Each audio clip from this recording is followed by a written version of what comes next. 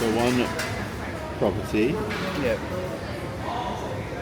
times 6 bedrooms. So one property equals 6 bedrooms times, say, And only in Western Australia?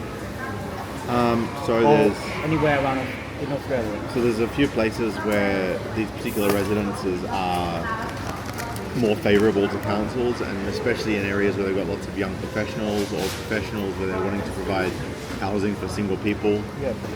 That's stable, that's high quality, and where people want to live, and where people need to live, like for their job and stuff.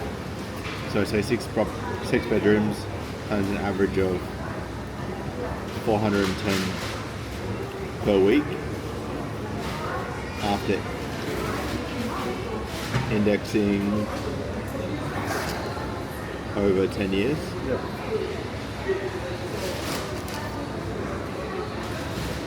6 times 410 times 52 weeks equals 6 times 410 times 52 weeks equals $127,920. Excuse me, can I clip it on? Yep.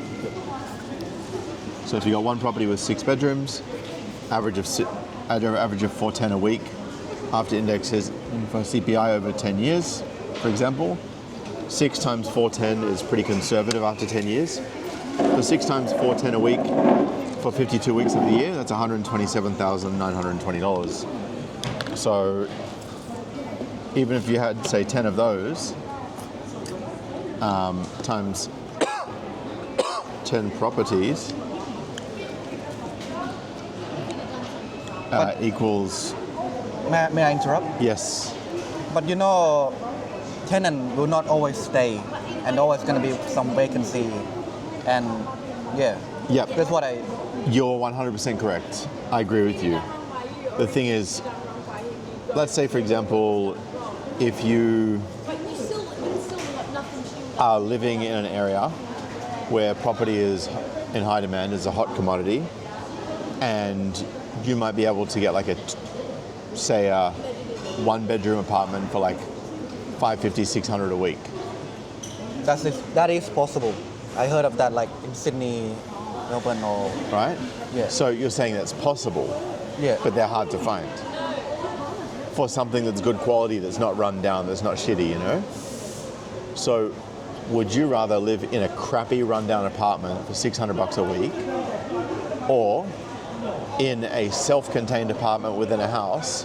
Yes, sure, you have to share the house with other people, but the apartment has your bedroom, it's got like a little kitchenette so you can make food in it, it's got your own entry point so it's private, for $410 a week. That's $190, $200 a week cheaper. So you thought of that before? You put yourself in their shoes, and like course. gotta be clean, tidy, hygiene, and safe, Yep. and secure. And think about it, especially if you are, let's say for example, you're like me, I'm single, I'm always moving around, like hypothetically, right? Hypothetically, I'm single, Yeah. I'm working security, I'm doing night shifts, I'm doing day shifts. Yeah. It's kind of hard for me to share an apartment with another person, and even if I do, that only brings my rent down to $300. Yeah. But then what happens if they run up the electricity bill? Or they leave the heater on while I'm not home? Yeah. Well, now we're looking at a situation where I don't actually have any net benefit to living in an apartment and then sharing that with someone. And keep in mind, this is a 1-bedroom apartment. So I'm maybe like renting out half the room. Yeah. I'm sharing a room with someone, or they're in the lounge room and I'm in the bedroom, right? And then I've still got to pay all the bills on top. Got to worry about the internet, got to worry about the electricity, got to worry about gas. Strata. Not if I'm renting, Oh, because yeah, the landlord will pay that. Yeah, landlord. But with this, Yeah. this covers your electricity. It covers, well, the water's covered if you're renting from a landlord anyway. But some landlords actually will charge you water if they have a means by which to actually calculate how much water you're using. That can sometimes be in your lease. So if you're paying $410 And that's your internet, that's your electricity, it's your gas, it's everything. You don't need to pay anything else. Yeah. That's your self-contained. It's like living at home and paying $410 and not having any other expenses to worry about but food. That's what that is. Yeah. So just 6 rooms at $410 a week over 52 weeks. And I estimate that the cost of a 1-bedroom place will be significantly more after 10 years than just $410. Let's say, for example, if it goes up to, And I heard like immigration is gonna keep coming. it's going to keep coming because no matter how hard it is, because I keep I keep hearing like they're making harder, putting more boundaries, rules to come in, but they're still gonna push it hard because Australia is one of the what's the good about Australia for them to come, like education and I would argue hygiene, that it's indoctrination these days, but well, they I mean- needed to do it to be a student and to become here and be a permanent resident and citizenship. well, Australia is currently one of the most comfortable countries in the world And safe, right? and safe. Yes. Because like I've been sleeping in the car generally, and I feel safe. I can just sleep well. Yeah. I don't feel like anyone gonna come break on my door and like come steal me. Correct. And the weather, the weather, yeah. Because Thailand, you can't sleep in the car. It's way too hot and everything. Yeah, humid. Hot and humid. Australia is like change a bit. Yeah, you change a bit. Yeah. Yeah. So let's look at this, right? Let's say, for example, after 10 years, let's say the price of a single room's gone up to $550, which is, in my estimation, that's conservative. I think it's going to be a lot more than $550 a week for one person within 10 years. I need to interrupt a bit because you have to negotiate with the tenant. Because the tenant want to go down, you want to go up. Because I used to have Yeah, but I guess what I'm saying is in 10 years, if the market rate is $650 for an apartment, and you're like, well, I'm going to give you $550 plus everything's included. There's no negotiation. There's other people out here that want to come in. Yep. So, look, I'd love to have you. Yep. You're welcome to take this place, but if you don't, somebody else will. Okay. These places don't stay vacant for long. So you're creating a high demand here. It's high demand. Okay, you have It's to. high demand, Yeah. low cost, low maintenance. Okay. High quality, high demand, low cost, low maintenance. I think that's what you call it, like what do you call it? Under promise, over performance thing. Under promise, over deliver. That's Over right. deliver. Yeah. Yeah.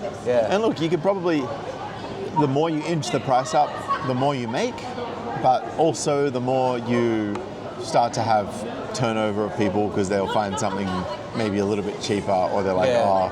I can't afford this. Yeah. Some can't afford, and they have to go down in quality. Correct. They have to. They to survive. Correct. It's a living bill. Correct. Yeah.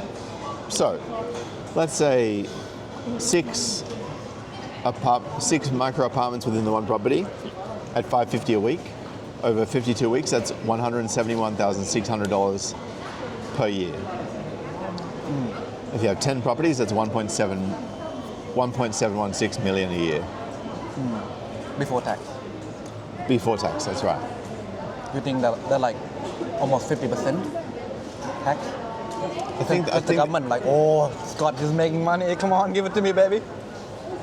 Yes. Look, keep in mind you'll have expenses that you can offset against that. So that's your gross income.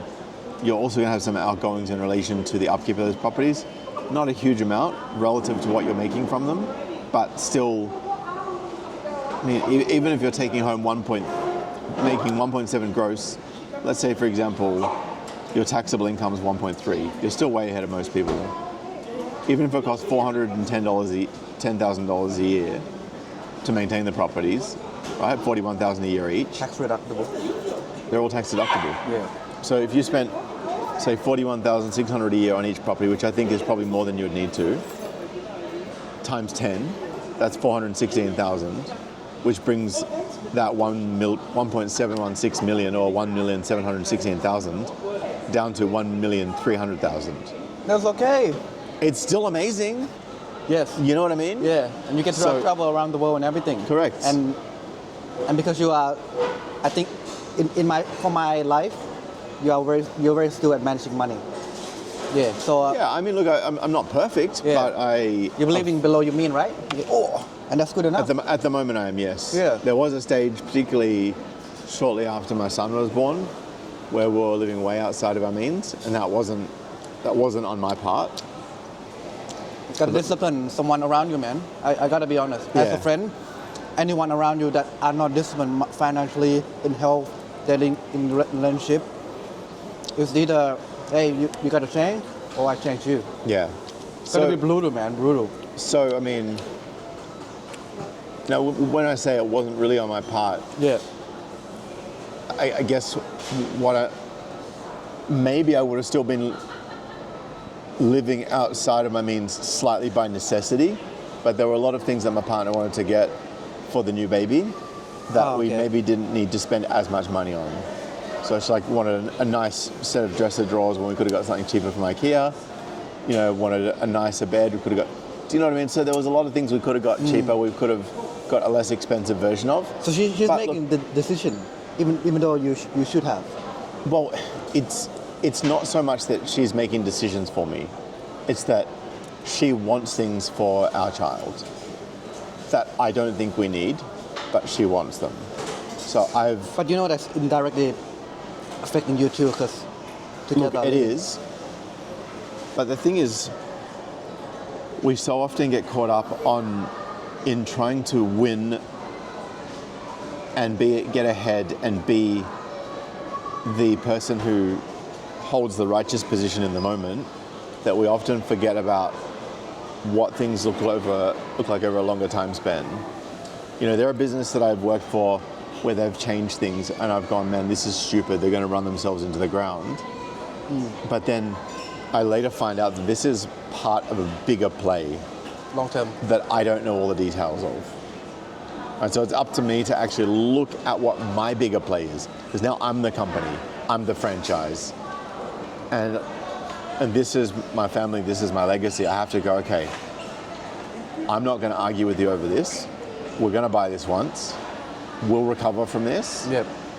But the issue is when you have every single week recurring unnecessary expenses. That's the real problem. So- That's what eats into your money over time. So what would happen if it happened more and more, and they meet, because and then it's gonna affect you long term. What's Yeah. gonna happen? Well- What's your action? I need to pull the reins in on the spending. But if it's just a temporary setback, Temporary, yep, short term, yeah. you can say, okay, let's look at the balance here. This is a temporary setback for now that I can recover from. And this temporary setback is not a permanent setback. It's not going to be the same expenditure every month. Yep. These are once-off purchases, which is why I had no issue with it. Okay, that's why. And if your people around you keep doing it, the same thing, and affecting you, what will you do? Like, Well, you gotta talk to the person that you are, yeah. because at some stage, And if they don't change, my money runs out, their money runs out. Where's the money coming from? Exactly. yeah. Okay. Yeah. And sometimes their money has to, with different people, their money has to run out for them to go, I made a mess of things. Okay. It doesn't always have to happen, but sometimes it has to happen. And when that happens, it can often be a good thing for the person that it happens to, Yeah. because now they realize. Man, that's teaching me about the social so cool. Like, you know, like, because you're talking about the one money run out. What if they don't have someone like you to back it up? Or that, you know, that I can think of one word like homeless, or like nowhere to go. Because I keep seeing like, you know, they don't manage the money. I think and think I about think the it future. depends on how resourceful the person is and how strong their sense of purpose is, Yeah. and how determined they are. And we can't dictate that. Yeah. No matter what advice you give, if you give the best advice to someone who has no ambition, Yeah. who has no drive to improve, who has no desire to be Yeah. better, who has no willingness to fight when they're backed into a corner, you can't help them. And that's something that we as humans find very hard to accept. So no forcing, right? You just go your own path and give them. Because Yeah. that's what I'm thinking. Like, You offer your advice to them. Say, look, I really want to help you. How can I help you? Is this something that you'd like me to help you out with? If so, and if they say, yeah, I want you to help me with that, go, okay, I will help you. yeah, But this is what I need from you. yeah, My help is conditional on you helping yourself. If I help you gotta take action. and you lean on me to do everything for you and you don't take action for yourself, then my offer of help gets withdrawn out of love. yeah, Because if I continue, then I enable you. yeah, And if I enable you, then I'm doing you a disservice. that kind of giving me example about health. If someone's fat, go to gym, but I can't do it for you. Like burn the fat for you. Like I can tell you. You can like, be the example and become the person they might want to become. No. Like, there's times where I've seen people, like for example, one of my cousins, he used to be very overweight, and then he went from being the overweight troublemaker kid Yep. to then deciding he'd had enough of being fat. He became a bodybuilder, Yep. like competition bodybuilder. Yep. Rip big. Yep, ended up owning multiple gyms, having a huge, big, expensive property, going into all these different enterprises and business, very entrepreneurial. Yeah. He's absolutely loaded now. Loaded. He's got nice cars, nice house, Did you say your cousin? lots of, yeah, cousin of mine. And I used to look at him as like the sort of troublemaker middle child Yeah. when I didn't know any better. Yeah. Wow. You would change their life. And this is why I really detest the whole, oh, you said this 20 years ago thing. It's like, You will change. I said stuff 2 years ago that I don't agree with now. Yeah. I changed my mind on things with new information, with new experiences, with new perspectives. And so I don't think that we should judge people completely based on something that they've said in the past. But we can use things that they've said in the past as a marker for potential current behavior if it validates. So if I see them behaving in a certain way, Yeah. and I think, I kind of suspect that this is the way that they're thinking about things, Yeah. and then I see that 5 years ago they said that thing, 10 years ago, 15, 20, 25, I'm like, you haven't changed in this area. Yeah. So now I know that I'm looking at the same person that I saw 25 years ago, Yeah. in terms of his or her way of thinking around this particular thing. But like, if you said to me, for example, like I used to be in favor of abortion, for example, and look, I'm not going to turn around and pass judgment on anyone else's decisions, right? If someone gets an abortion, well, they won't carry on their bloodline. Yeah. Yeah. That's the thing.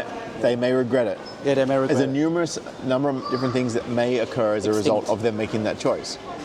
But that's not my choice to make, it's their choice to make. Yeah, yeah, and So- and they and yeah, and you're right, and they have to take responsibility for that too, because they are. If you're over 18, you are an adult.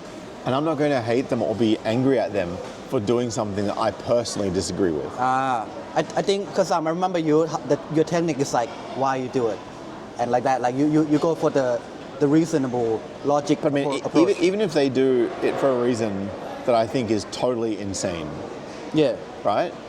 They might say, well, I was wanting to go on holidays to Europe and,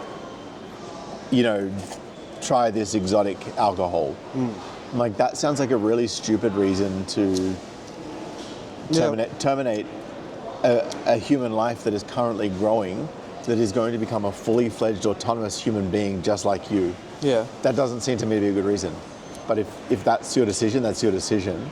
I don't support it, but I'm also not going to attack you for it. Yeah. Because me personally, I have my views. And if someone said to me, hey, like if I got a partner pregnant, or, like, I'm not saying that I would do this, right? But like, let's speak hypothetically here. If I go out and cheat on my partner and I get another girl pregnant, yeah, I don't know that I could tell her to abort the baby. Maybe I might feel a sense of relief if she did, but I'm not going to tell her to. Yeah. Because that goes against Her body. my value. It's not even about it being her body. It's about it. She's made a choice that conflicts with my values, Yep. but that in some